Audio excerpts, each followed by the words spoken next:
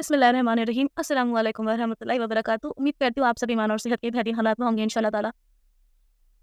हम कई सारे रिवर्स स्टोरीज़ को सुनते हैं, पढ़ते हैं और हर एक रिवर्स स्टोरी माशाअल्लाह अपने आप में एक यूनिकनेस कैरी करती है। अपने आप एक मिसाल है और उसमें बहुत कुछ है सीखने को। लेकिन कुछ स्टोरीज़ फिर भी ऐसी निकलती हैं सुभान अल्लाह, जो ऐसी मिसालें होती हैं जो हमारे दिलो-दिमाग पर, हमारे ज़हन पर इतना बड़ा असर कर जाती है कि हम खुद से सवाल करते हैं कि आखिर हमने हमने क्या किया है दीन में? आखिर हम दीन में किस तरफ जा रहे हैं? जो हमें सोचने पे मजबूर कर देती है कि सिर्फ़ इस्लाम कबूल करना या सिर्फ़ मुसलमान पैदा होना इतना काफ़ी होता है। क्या वाक़ई में हमें कोई और ऐसा नहीं कुछ अमल करना चाहिए जो हमें इस दुनिया से लेके आखिरत तक, क़यामत तक हमें फ़ायदा दे? ये स्टोरी भी ऐसे एक इंसान की है और जिस तरीके से इनकी स्टोरी जो माशाल्लाह ट्रांसफ़ॉर्म हुई है, ये मुझे बहुत इंस्पायरिंग लगा और उम्मीद करती हूँ शायद आपको भी बहुत इंस्पायरिंग लगेगा और बहुत बड़े सवालात भी हमारे लिए आखिर में छोड़ती है। हम सब जानते हैं अभी रिसेंटली कि बाबरी मस्जिद और राम मंदिर का जो प्रोसेस ये सब चल रहा है, उसकी वज़ह से बहुत सारी हेडलाइन्स बन रही हैं। ये इंसान वो इंसान है जिसने बाबरी मस्जिद को शहीद करने के लिए पहला हथौड़ा चलाया, पहली ईंट उखाड़ी थी। इनका नाम है बलबीर सिंह। ये एक कार सेवक थे और संघ सदस्य थे। इनके इस अमाल पर ये इतने फ़ख्र-गुज़ार थे, इतने शौकी और चौड़े हो रहे थे कि ये उस ईंट को निकाल कर अपने गाँव गए और गाँव जाकर इनका बहुत ग्रैंड वेलकम किया गया। इनके लोगों ने इनका राजा-महाराजाओं की तरह जो है वो स्वागत किया, वो इस्तकबाल किया। लेकिन जब ये अपने घर पहुँचे, उनकी फैमिली ने उनको धुतकार दिया। उनकी अपनी फैमिली ने उनसे कहा कि ये जो तुम अमाल कर कर आए हो, जो हरकत कर कर आए हो ना, ये हमारे रिलीजन का हिस्सा नहीं है।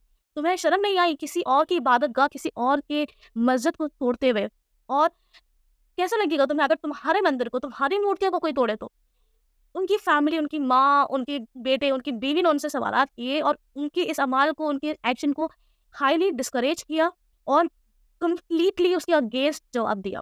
और उनके अंदर इतने सवाल हुए कि ये जो मैं कर कर आ रहा हूँ, इससे ना मैं खुश हूँ, ना मेरी फैमिली खुश है, तो आखिर मैंने ये क्यों किया? और इसने उनके ज़हन पर इतना गहरा असर डाला कि उनको बहुत फिज़ियोलॉजिकल इश्यूज़ होने लगे।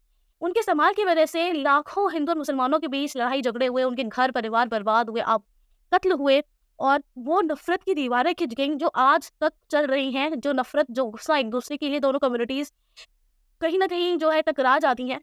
और इसकी वजह से उन्होंने जो है अपने दिमाग पर बहुत असर लिया। उनको फिज़ियोलॉजिकल इश्यूज़ होने शुरू हुए और इससे कंसल्ट करने के लिए उन्होंने मौलाना कलीम सिद्दीकी साहब जो मुज़फ्फ़रनगर यूपी के रहने वाले हैं, उनसे मुलाकात की और उनके सामने जाके एतराफ़ किया अपने गुनाह का कि बाबरी मस्जिद की शहादत में इनका सबसे बड़ा और सबसे पहला हाथ था। इनके इस एतराफ़ के बाद मौलाना कलीम सिद्दीकी साहब ने इनको कुरान की आयतें समझाई, सिर्फ़ आयतें समझाई कि इस्लाम क्या कहता है, कुरान क्या कहता है।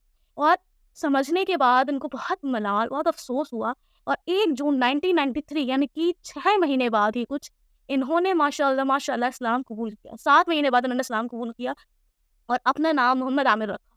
इसके बाद उन्होंने ये अहद किया कि ये जो है अपनी ज़िंदगी में उसका खजाना तो नहीं कर सकते जो बाबरी मस्जिद उन्होंने शहीद की थी, लेकिन उसके बदले में ये 100 मस्जिदें इंशाअल्लाह ताला आबाद करेंगे और अल्लाह की बारगाह और अल्लाह के घर बनवाएँगे, मुकम्मल करवाएँगे, सुभान अल्लाह। और माशाअल्लाह माशाअल्लाह ऐसे करते-करते इनकी ज़िंदगी में अभी तक 41 मस्जिद जो है वो मतलब 92 मस्जिद माशाअल्लाह ये मुकम्मल करवा चुके हैं। और इनके दोस्त का ये भी कहना है कि कुछ मस्जिदें जो है वो इस मुल्क के बाहर यानी कि इंडिया के बाहर भी इन्होंने बनवाई है, कंस्ट्रक्शन करवाई हैं। और 1 जुलाई नहीं सॉरी आई गेस 23 जुलाई 2021 को इनका इंतकाल हो गया और ये दुनिया से जो है अलविदा कह गए। लेकिन हमारे लिए बहुत सारे सवाल छूट गए कि सबसे पहली चीज़ ये है कि आखिर हमने क्या किया है ऐसा जो हम इस दुनिया में कह सकें कि हमारे लिए आखिरत को काम आएगा। हम अगर किसी दिन ना 5 वक़्त की नमाज़ पढ़ लेते हैं तो हम बहुत फ़ख्र से हम अपने आप को मुसलमान कहते हैं। हमने कहीं सदका दे दिया, खैरात दे दी, हम बहुत सोचते हैं कि हमारे सारे गुनाह तो यूँ ही धुल गए। हम अगर रोज़े रख लेते हैं, हम अगर कुरान पढ़ लेते हैं तो हमें लगता है कि हमसे बेहतर मुसलमान तो कोई नहीं हो सकता। ये हमारे लिए शर्मिंदगी और सवालियत दोनों है क्योंकि हम ऐसे क्या छोड़ कर जा रहे हैं। एक ईंट भी अगर आप किसी मस्जिद में आपके नाम की लग जाती है ना, जब तक वो मस्जिद कायम रहती है, जितने भी लोग उसमें तब तक नमाज़ पढ़ते हैं, उन सब के बदले, उन सब के साथ-साथ तो अज़र आपको भी मिलता है, सुभान अल्लाह। ऐसे नेक अमल, ऐसे सदकाए ज़ारिया हमें बहाने ढूँढने चाहिए कि हम सोचें कि हमें ये करना है।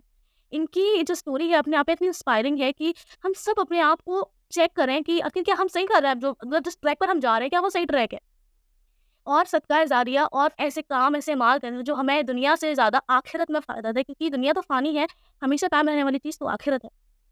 सबसे बेहतरीन सदका ज़ारिया जो आप छोड़ सकते हैं ना, वो है नेक औलाद। तो अपनी औलादों की तरबियत इतनी बेहतरीन करें, इतनी आला दीन की तालीम पर करें کہ آنے والی نسلیں جو ہے نا وہ آپ کے وراثت کو قائم رکھیں، جو اللہ کے دین کو قائم رکھیں انشاءاللہ تعالیٰ. اور آپ کس طریقے سے ان سے انسپائر ہو، کون سی باتیں آپ کو بہت اچھی لگی، پلیز کامنٹ کر کے ضرور بتائیے گا. ابھی تک کے لیے بس اتنا ہی. السلام علیکم ورحمۃ اللہ وبرکاتہ. فی امان اللہ.